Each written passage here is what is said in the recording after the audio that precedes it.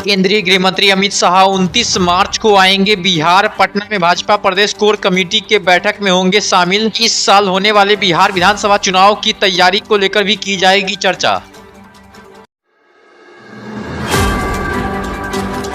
वहीं केंद्रीय गृह मंत्री अमित शाह का 30 मार्च को गोपालगंज में भी है प्रस्तावित रैली। भाजपा प्रदेश अध्यक्ष दिलीप जायसवाल ने दी जानकारी। अमित शाह के दौरे को लेकर बिहार बीजेपी नेताओं ने तैयारी कर दी शुरू।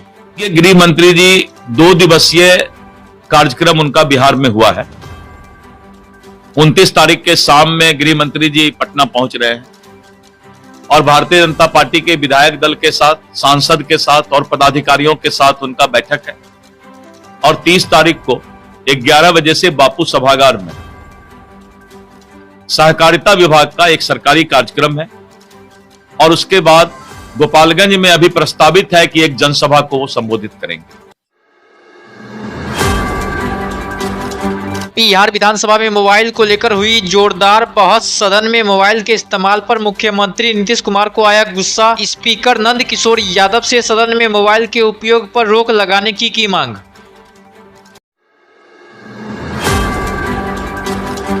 मुख्यमंत्री नीतीश कुमार ने कहा सदन में जो मोबाइल लेकर आए उसे निकाल दिया जाए। उन्होंने कहा कि ऐसे ही मोबाइल का उपयोग होता रहा तो 10 साल पहले ही धरती खत्म हो जाएगी। एक बात हम और कहती है, ये लोग मोबाइल पर लेकर के बात कर रहे हैं। आप सब प्रतिबंधित था, रोका हुआ था और सब मोबाइल लेकर के बोल रहा है।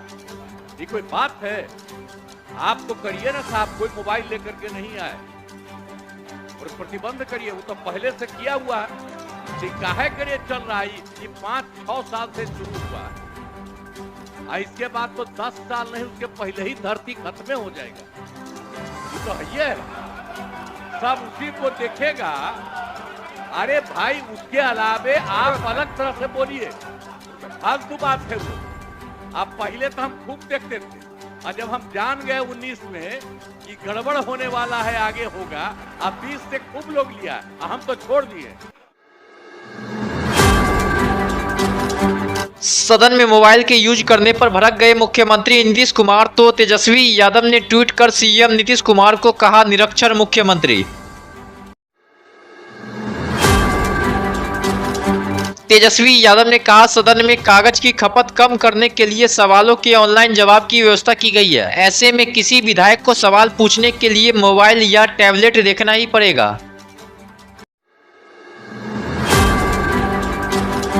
बिहार कांग्रेस के अध्यक्ष पद से हटने के बाद अखिलेश सिंह ने राहुल गांधी से की मुलाकात। कांग्रेस छोड़ने के सवाल पर दिया बड़ा बयान।